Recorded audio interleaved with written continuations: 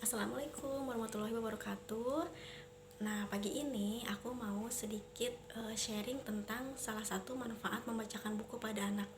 Salah satu manfaat membacakan buku pada anak yaitu membuat anak diajarin sesuatu atau menasihati anak tanpa membuat anak merasa digurui. Nah, contohnya misalkan menggunakan buku ini. Ini adalah buku tentang pengajaran agar anak terbiasa untuk meminta izin terlebih dahulu sebelum memakai atau meminta barang orang lain. Nah, di dalam buku ini ceritanya Sabas dan Sakura itu dibelikan es krim oleh ibunya.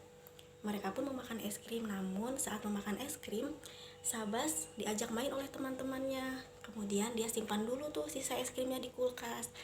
Ketika sore hari dia ingin memakan kembali es krimnya, ternyata es krimnya tinggal sedikit.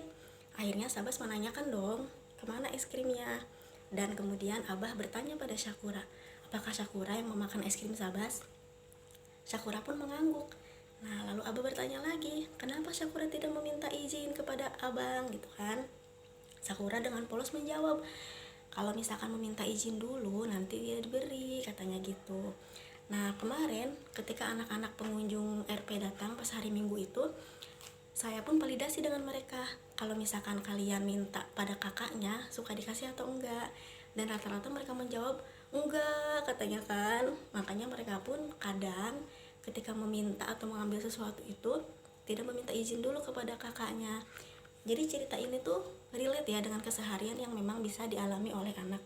Makanya ketika membacakan buku ini secara tidak langsung, kita sedang kembali mengingatkan anak agar terbiasa meminta izin sebelum mengambil atau meminta barang orang lain. Tentunya anak tidak merasa digurui apalagi dihakimi karena mencontoh cerita yang ada dalam buku. Nah, Bunda, sebenarnya kalau misalkan membacakan buku pada anak itu tentu tidak serta-merta membuat anak kita menjadi anak yang soleh atau solehah.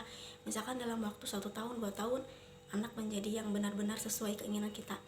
Karena anak juga punya fitrahnya masing-masing.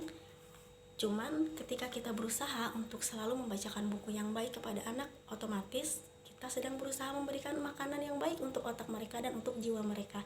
Terutama ketika yang kita bacakan itu adalah kisah-kisah teladan. Percaya atau enggak, lambat atau cepat atau lambat, anak akan menyerap nilai-nilai yang kita ceritakan setiap hari. Jadi sebenarnya tidak ada ruginya kalau misalkan kita meluangkan waktu untuk selalu membacakan buku kepada anak. Semangat!